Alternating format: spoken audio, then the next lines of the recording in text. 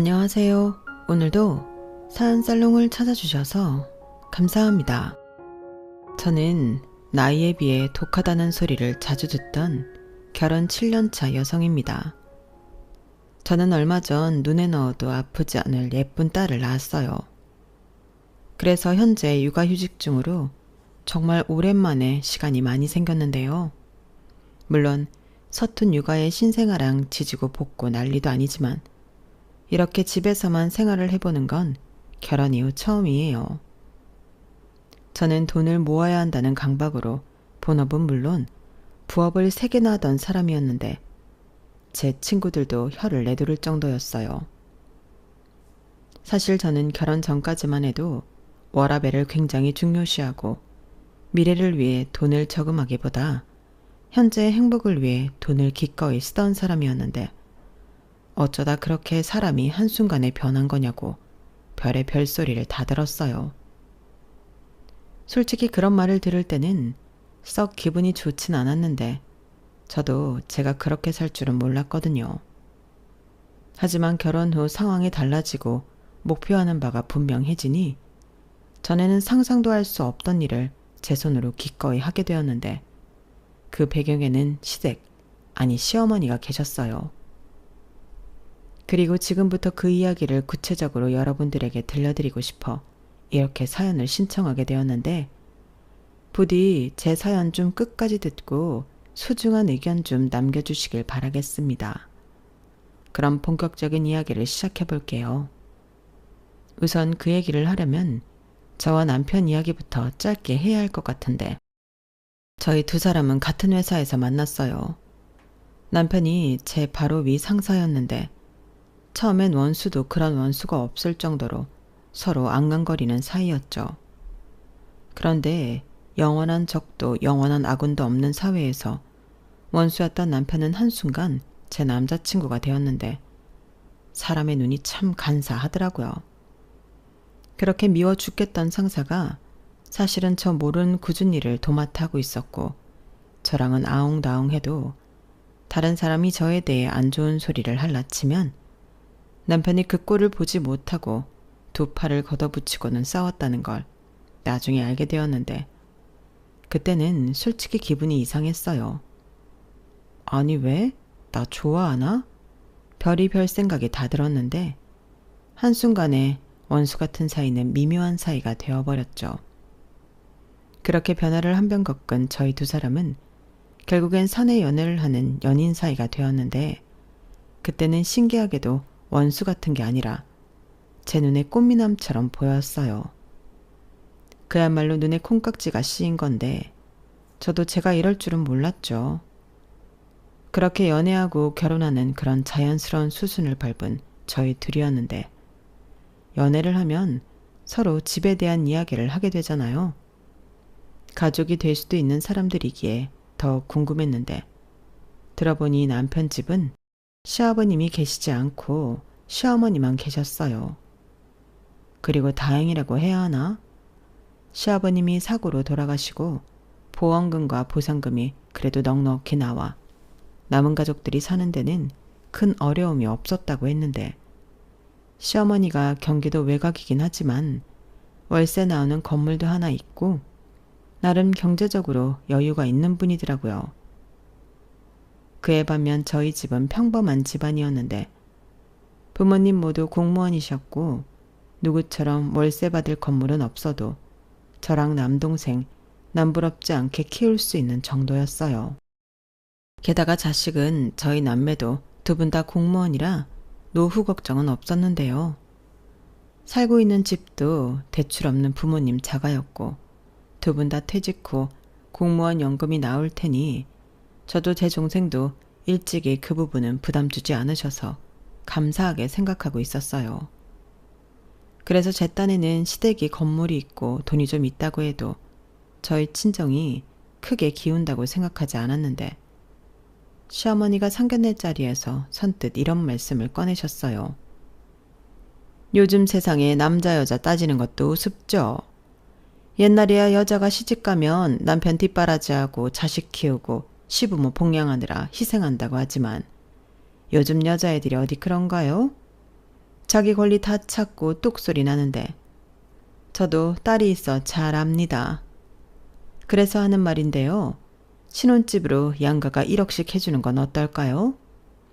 2억이면 큰 평수는 아니더라도 작은 평수 아파트 전세 정도는 들어갈 수 있을 것 같은데. 애들 그렇게 시작하라고 하죠. 마음 같아서는 다 큰 성인 지들 힘으로 처음부터 시작하라고 하고 싶지만 그러기엔 또 애들이 불쌍하니까요. 어떠십니까? 혹시 1억이 부담스러우신가요?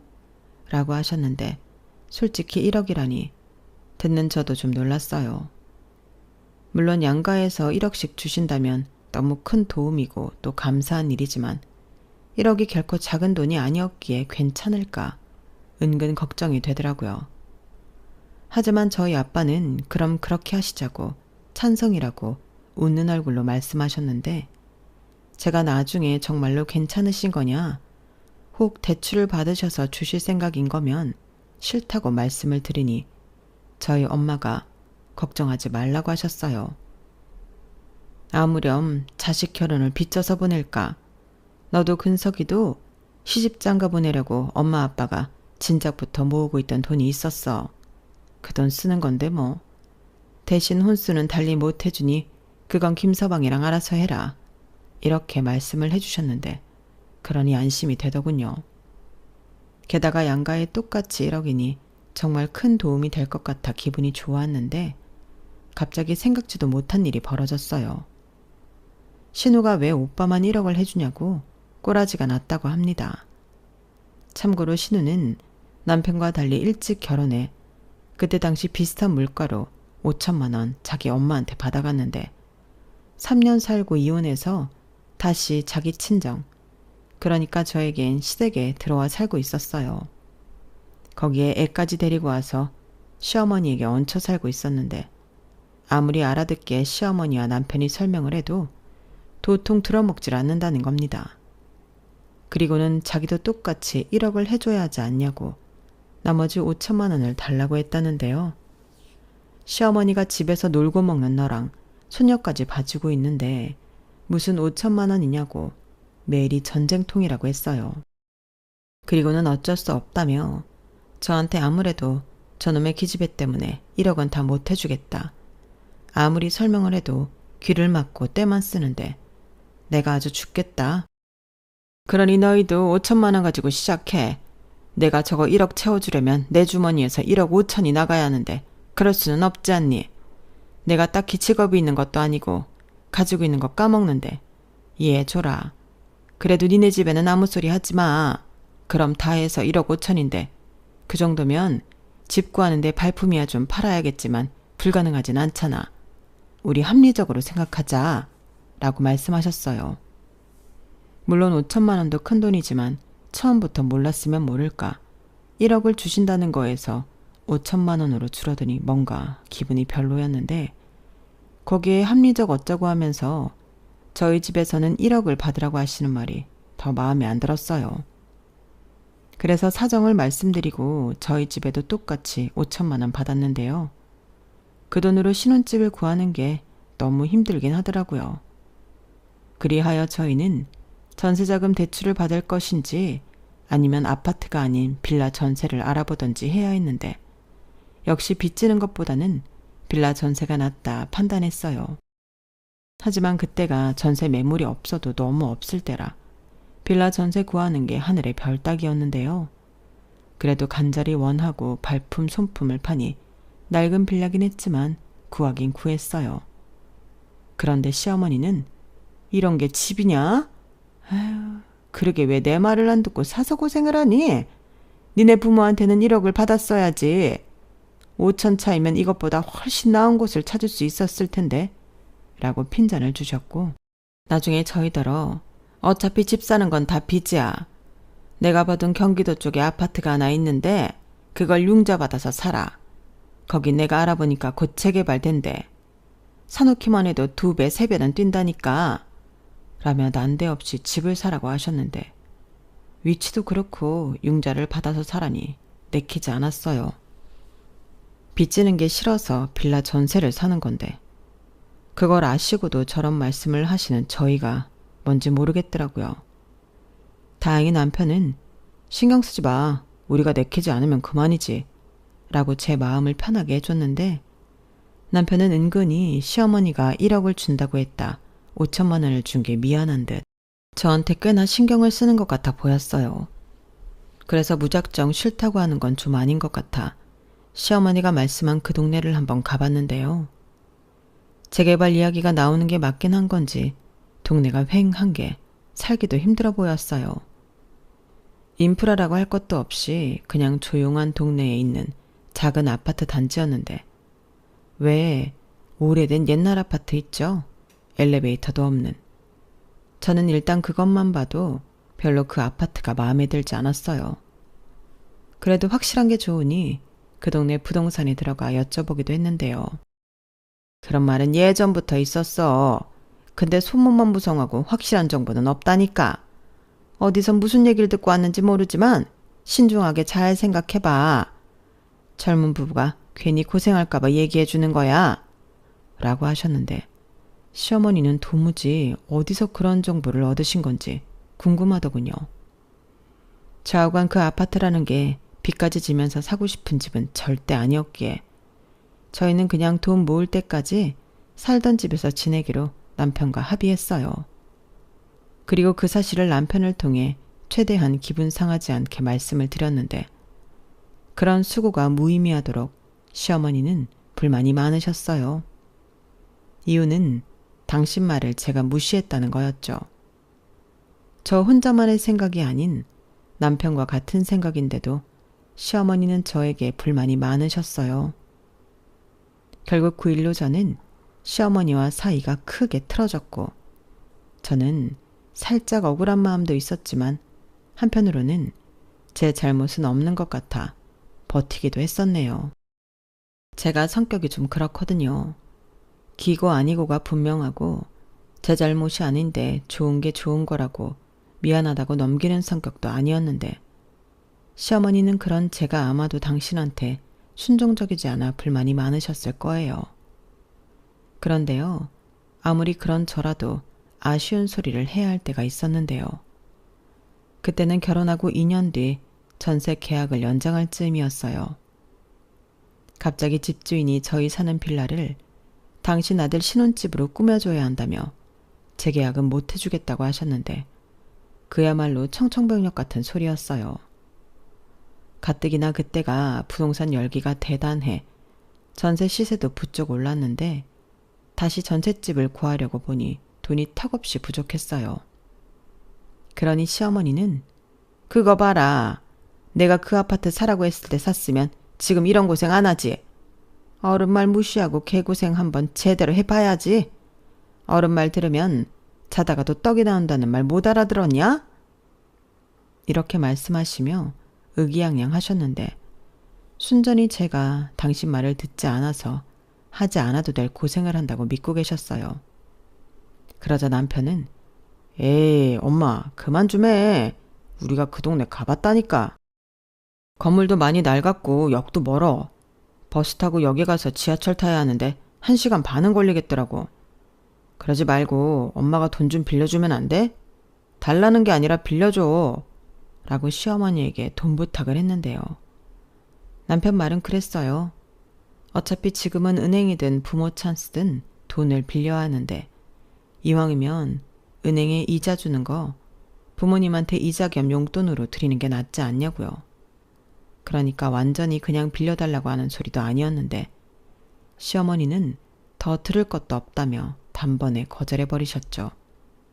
그러면서 너도 참 양심 없다. 내가 하라는 말은 귓등으로 들어놓고 나더러 돈을 해달라? 이게 지금 무슨 경우야? 라고 저를 향해 뭐라고 하셨는데 저는 한마디도 하지 않았기에 그런 말을 듣는 게 억울하고 짜증이 났어요.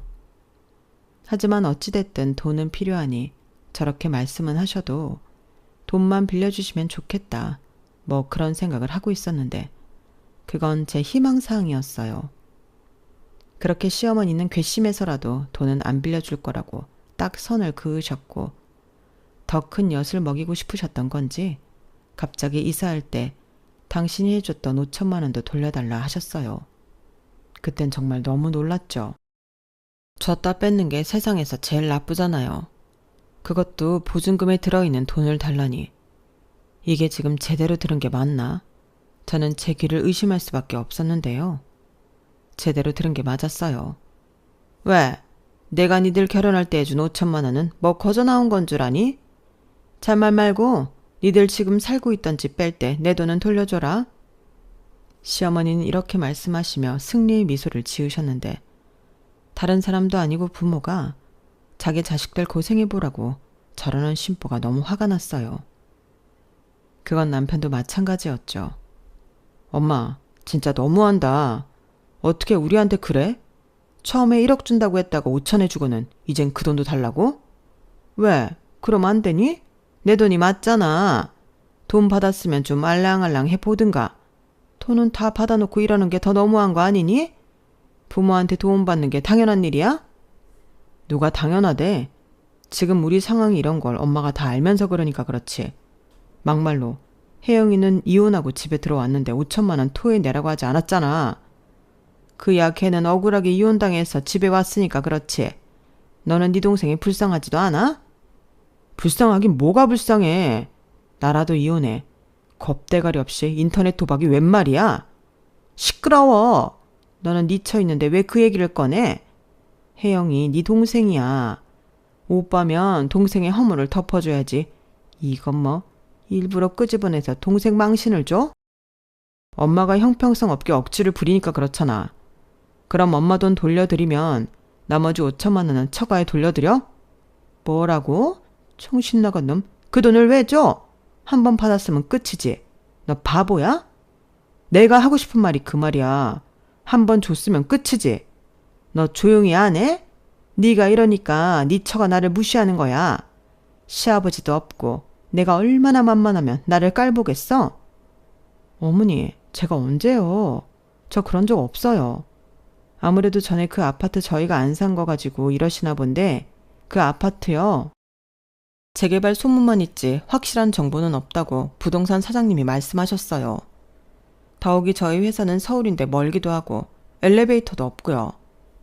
누가 영원히 살라니? 그리고 넌 말이 좀 이상하다.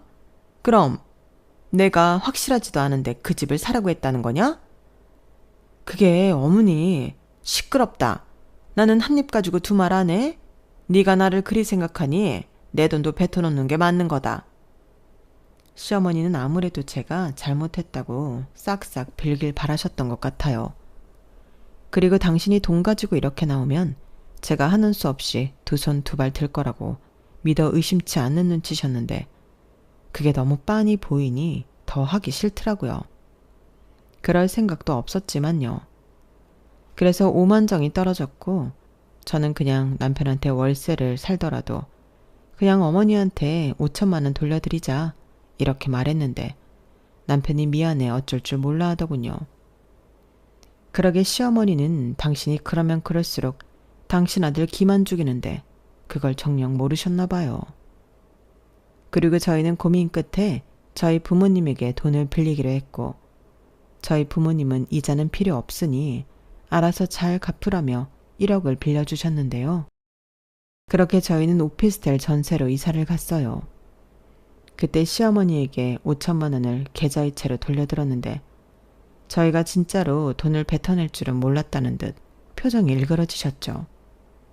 그러면서 이렇게까지 할 일이냐 더 불같이 화를 내셨는데요. 아니 달라고 해서 힘들게 드렸는데 왜 그러시는 건지 저는 그 심보가 싫었어요. 그러니 저도 명분이 생긴 것과 다름없게 되어 시댁 왕래도 거의 하지 않았는데 남편도 강요하지 못했죠. 시어머니가 오라고 하면 남편이 급한 일이면 자기만 가고 굳이 며느리까지 부르지 말라고 알아서 커트를 시켰는데 아마 모르긴 몰라도 시어머니가 당신 아들 때문에 속이 더 말이 아니었을 겁니다. 아들 자식 낳아 키워봤자 소용없다고 그런 생각을 하셨을 게 분명했는데요. 대신 저희는 정말로 허리를 졸라매는 생활을 시작해야만 했어요. 집값은 나날이 오르고 저희가 버는 돈은 한정적이니 돈을 조금이라도 더 모으려면 죽기 살기로 아끼는 수밖에 없겠더라고요. 게다가 저희는 우리 집을 산 후 아이를 갖기로 했기 때문에 집장만은 곧 저희 부부에겐 아이를 가질 수 있는 조건이나 다름이 없었죠. 그래서 솔직히 허리띠를 졸라맸지만 심적으로 힘들진 않았는데요. 둘이 고생하는 것도 나름 추억도 되고 좋았어요. 저는 주말에는 친한 언니 가게에서 아르바이트도 하고 집에서 하는 부업도 2개나 했는데 집에서 하는 부업은 남편이랑 같이 했죠. 서로 수다 떨면서 손은 바쁘게 움직이고 그랬는데 남편도 주말엔 대리운전 같은 부업을 했거든요. 그러니 남들 볼 때는 지질이 궁상처럼 보일지라도 저희는 같은 목표를 이루기 위해 같이 고생하는 동료나 다름이 없었는데 그러니 사이도 예전보다 훨씬 더 돈독해지고 더 좋았죠. 원래도 저나 남편은 남의 시선은 별로 신경 쓰지도 않았거든요. 하지만 그런 저희 부부를 보는 친정 부모님은 저희를 많이 안쓰럽게 생각하셨는데 그래서 반찬이며 하물며 휴지나 세제 같은 생활용품도 사다 보니 많다며 일부러 나눠주시고 하셨는데 저희 부부는 다 알고 있었어요. 일부러 저희 나눠주려고 제일 크고 양도 많은 용품들을 사신다는 걸요. 그런데 그에 반면 저희한테 5천만 원도 도로 뺏어간 시어머니는 기어코 그 돈에 빚까지 얹어 경기도의 그 아파트를 매매했다고 하셨는데 신우와 시조카를 거기에 살게 할 작전 같았어요. 하지만 신우 역시 그 집에 들어가 살기 싫다고 했죠. 하는 수 없이 그 집은 세입자를 구해 세를 주시기로 한 것 같았는데 문제는 세입자가 나타나지 않았다는 거였어요. 오는 손님마다 6개월, 1년 단기 임대를 원했는데 시어머니는 재개발이 될 때까지 월세를 따박따박 내줄 세입자가 필요하셨죠. 왜냐하면 그 집을 사면서 낸 대출이 있었기 때문에 월세를 받아 그 대출금을 갚지 않으면 안 됐는데 당신 뜻대로 되지 않아 계속 당신 돈을 까먹고 계셨어요. 하지만 재개발이 될 거란 믿음은 여전했는데 계속되는 대출금 상환이 부담스러우셨던 시어머니는 당신이 살던 서울집을 팔고 그 문제의 아파트에 들어가셨어요. 그러면서 곧 죽어도 그 오래된 아파트는 같이 들어가기 싫다던 신우한테는 20평대 아파트 전세를 얻어주고 가셨는데 빚은 사라졌지만 어째 남은 건 없는 것 같으셨어요. 저는 그 점이 참 안타까웠는데 어쩔 도리가 없었죠. 제가 말린다고 제 말을 들을 시어머니도 아니었고 신우랑 남편도 자기들 엄마를 말리지 않는데 며느리인 제가 나서는 것도 웃기다고 생각했어요. 그리고 저희 부부는 최소한의 돈으로 생활하기를 3년, 드디어 우리 집을 장만했는데요. 사실 여기에도 사연이라면 사연이 있었죠. 제가 아무리 생각을 해봐도 우리가 빚을 지지 않고 순수하게 돈을 모아 서울의 아파트를 산다는 건 현실적으로 불가능할 것 같더라고요. 그래서 부동산 공부를 하다 경매 쪽 공부로 전환했는데 세상에나 경매로 나온 부동산이 생각보다 많은 거 있죠. 물론 누군가는 사연 있는 집이라고 꺼려하는 분도 계신데 저는 그렇게 생각하지 않았어요. 집과 주인도 짝이 있는데 제 짝을 못 만나 사연을 갖게 된 거라 생각하니 그 점은 큰 문제가 되지 않더라고요. 그리고 그렇게 발품도 팔고 공부도 계속한 끝에 한 집을 만나게 되었고 그 집은 일단 동네에 갔을 때부터 너무 마음에 들었어요. 시장도 가깝고 놀이터도 잘 되어 있고 고만고만한 아이들이 많은 게 동네가 활기차 보여 좋더라고요. 게다가 저희는 집을 사면 아이를 갖기로 했기에 아이를 키우기 좋은 동네 위주로 집을 보러 다녔는데요. 그 집이 딱이라는 느낌이 왔어요. 남편은 제 마음에 들면 자기는 무조건 좋다며 저 하고 싶은 대로 하라 했는데 그렇게 이사한 곳이 지금 저희 아파트입니다. 강남은 아니라도 위치 좋고 인프라도 훌륭했는데 제 집이 되려고 그랬는지 경매로 받기 전부터 자꾸만 그 집에 가고 싶더라고요. 그래서 어느 정도 저는 예상했던 금액보다 더 금액을 올려 경매를 진행했고 끝내 그 집을 낙찰받게 되었는데요. 얼마나 좋았는지 저도 모르게 소리를 지르고 말았다니까요. 덕분에 축하도 많이 받았지만 부끄러웠어요. 하지만 그렇게 얻게 된 저희 집은 세상에서 가장 소중한 저희 가족의 보금자리가 되었는데 경매로 낙찰을 받았기에 시세보다 싸게 입주할 수 있었죠. 게다가 이사 후 원주인이 혹여 이상하거나 나쁜 사람이었을까 걱정스러운 마음에 이웃 주민께 여쭤보기도 했는데요. 전혀 그런 분이 아니시라 했어요. 집에 대한 애정이 많으셔서 끝까지 붙들고 계셨는데 결국엔 돈이 없어 집을 지키지 못했다고 하셨죠. 그러고 보니 집 곳곳 먼저 주인이 얼마나 쓸고 닦고 아꼈는지 다 티가 났는데 괜히 마음이 미안하고 그러더라고요. 하지만 저희 부부 역시 그 집이 너무 소중해 아끼고 아끼며 그렇게 이사를 완료했는데 이사 후 양가에 이 소식을 전하니 저희 친정 부모님은 기특하다며 크게 기뻐하셨고 시어머니는 입이 뚱 하셨어요. 분명 서울의 아파트를 제 집으로 갖게 되었으니 잘했다고 하실 만도 했는데 아무 말도 하지 않으시더라고요.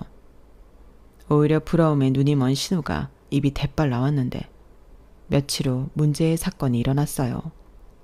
아니 글쎄 신우가 그동안 저희 부부 모르게 연애를 하고 있었다고 하더니 그 남자 재혼을 한다고 하더라고요.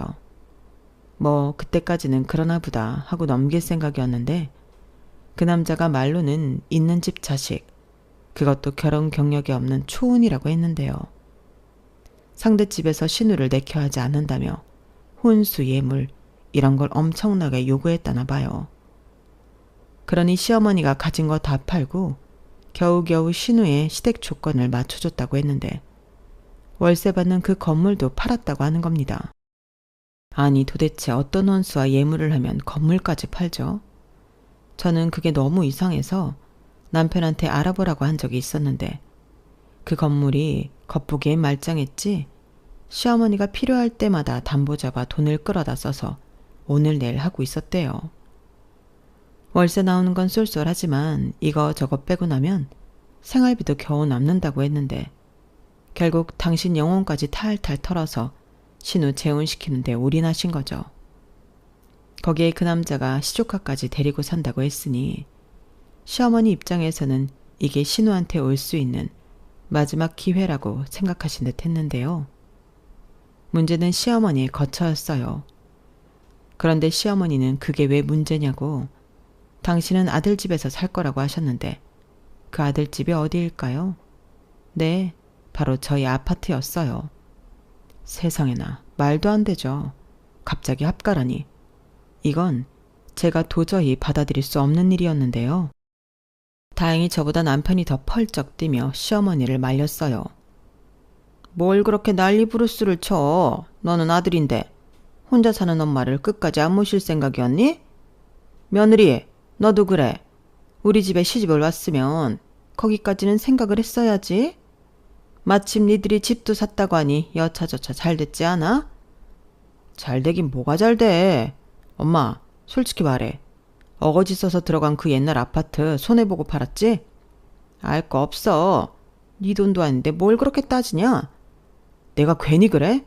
엄마가 엄한데 돈 다 까먹고 우리한테 이러니까 내가 그러는 거 아니야.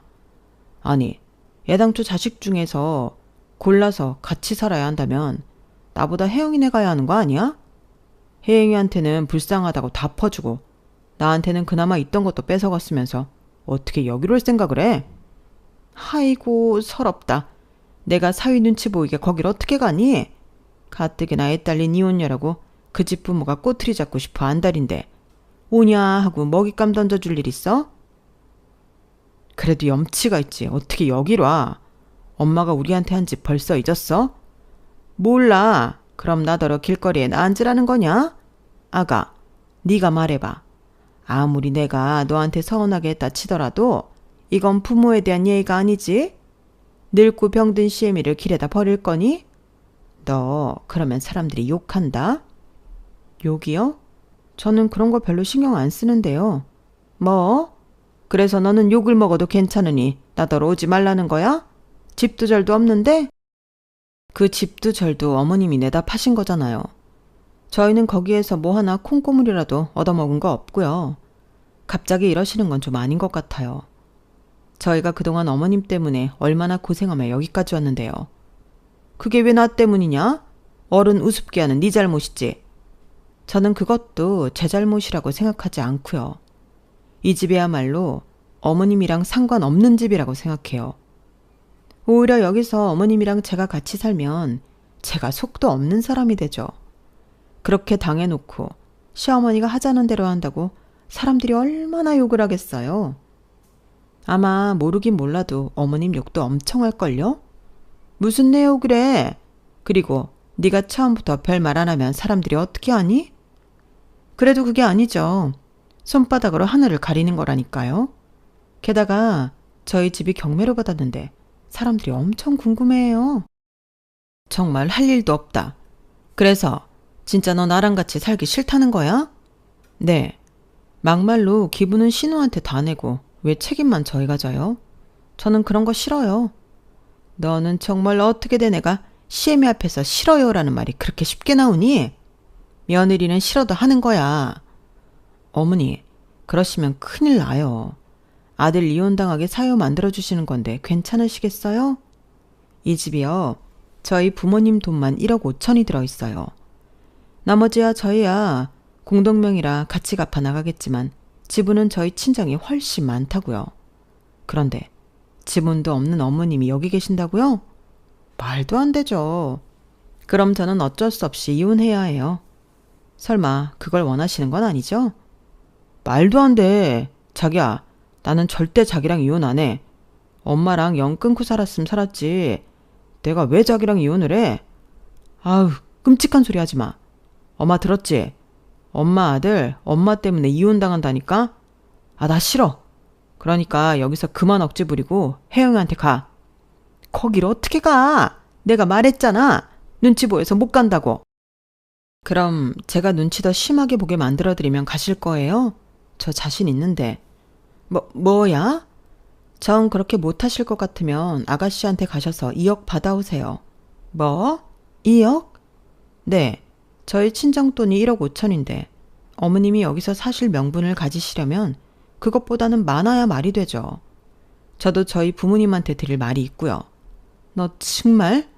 못하시면 어쩔 수 없어요. 요즘은 독거노인 시설 같은 것도 찾아보면 있다고 하던데 제가 찾아봐 드릴까요? 저는 눈 하나 깜짝하지 않고 시어머니한테 말했어요. 저는 정말로 시어머니가 무작정 같이 살아야 한다고 밀고 들어오면 남편과 이혼까지도 불사할 생각이었거든요. 그리고 그런 제 성격을 아는 남편은 필사적으로 자기 엄마를 막았는데 결국 시어머니는 저한테 모든 화살을 돌리며 저를 원망하셨어요. 네가 문제야. 네가 나를 얼마나 우습게 알면 내 앞에서 그런 말 같지도 않은 소리를 해. 어디서 싫다는 소리를 하는 거야. 내가 이 집에 들어와 살면 내 아들이랑 이혼하겠다고? 너 지금 나 협박하냐? 가만 보니까 네가 착한 내 아들을 쥐고 흔드는 것 같은데 나도 너 같은 며느리 트럭으로 갖다 줘도 노 땡큐야. 이혼하려면 해라. 나는 내 아들이랑 살 거야. 이렇게 악다구니를 치셨는데요. 그 말을 듣고 제가 아닌 남편 얼굴이 사색이 되었죠. 이혼하고 자기 엄마랑 둘이 살 걸 생각하면 너무 싫다고. 차라리 회사도 때려치우고 어디 모르는 곳에 잠적해서 살 거라고 했는데 시어머님 표정이 지금도 생생해요. 그 표정이란 배신감에 치를 떠는 그런 얼굴이었는데 시어머니는 당신 아들이 저 때문에 그렇게 변했다고 생각하셨겠지만 저는 맹세코 남편에게 그런 식으로 말을 한 적이 없어 당당했죠. 제가 아닌데 찔릴 것도 없으니까요. 결국 제가 아닌 당신 아들 때문에 저희 집에 들어오는 걸 포기하신 시어머니는 그래도 믿는 구석은 딸뿐이라 신우한테 간 모양이었는데요. 그 집에서는 아주 문전박대를 당했다고 하더군요. 자기 또 이혼 당하는 꼴 보고 싶냐고 신우가 사색이 되어 자기 엄마를 쫓아냈다고 하는데 정말 저런 자식 낳을까봐 무서운 거 있죠. 저희야 받은 거 하나 없어 싫다고 했다지만 자기 엄마 가지고 있는 거 죄다 털어 시집간 딸이 그러면 안 되는 거잖아요. 하지만 신우는 자기 재혼이 더 중요한 사람이었고 그렇게 시어머니는 정말로 길거리에 나앉게 되었죠. 그때 살짝 제 마음도 좀 불편했는데 그렇다고 이제 와서 제가 꼬랑지 내리기엔 너무 억울하기만 했어요. 남편 역시 저한테 말은 못해도 소가리를 하는 듯 했는데 자기 동생한테만 전화해서 난리를 치더라고요. 하지만 신우는 이번에도 이혼당하면 오빠가 책임질 거냐? 자기는 시집갔으니 남이라고 생각해라. 이런 식이었는데요. 하는 수 없이 저는 결단을 내려야만 했습니다. 남편이랑 정말로 헤어질 게 아닌데 길거리에 나앉은 시어머니를 외면할 수는 없겠더라고요. 하지만 한 집에서 합가는 말도 안 되는 일이었고 고민하고 또 남편과 상의한 끝에 시어머니의 고향집에 시어머니의 거처를 마련해 드리기로 했는데요. 다행히 거기엔 시어머니의 친정 식구들이 있었고 그분들이 밭이며 논이며 일거리가 널렸다고 했는데 집도 연세라는 게 굉장히 저렴했어요. 물론 아주 좋은 집이라고는 할 수 없지만 거기에 모시면 소일거리도 있고 먹고 사시는데 문제가 없겠더라고요. 게다가 의지할 가족도 있으니 더할 나위가 없겠다 싶었는데 시어머니는 그런 일 하기 싫어 서울로 시집 온 거라며 끝까지 가기 싫다고 하셨어요. 하지만 당신도 뾰족한 수가 없으니 결국엔 내키지 않지만 고향으로 돌아가시게 되었고 저희는 연마다 연세 정도는 내드리겠다고 했는데 시어머니는 고마워하지 않으셨어요. 뭐 거기까지는 기대도 하지 않았는데 제 마음 편하려고 한 일이니 상관없더라고요. 덕분에 여러모로 걱정해 주러 오히려 좋기만 했는데요. 지금까지 시어머니는 그곳에서 매일 흙이랑 씨름하며 지내십니다.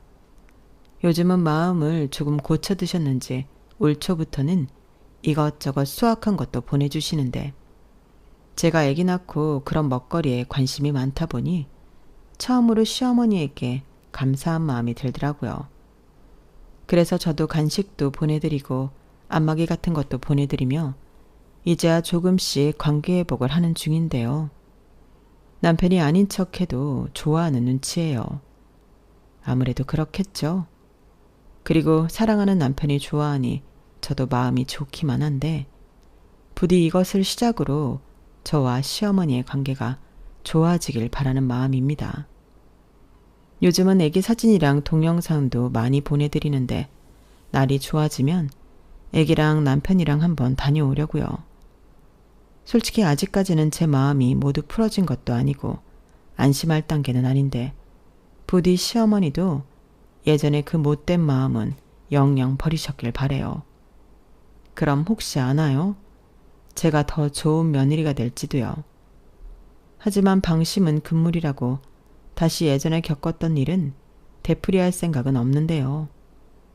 만약 다시 예전의 모습으로 돌아와 저만 원망하고 미워하신다면 그때는 정말 철저하게 혼자가 되시는 걸 각오하셔야 될 거예요.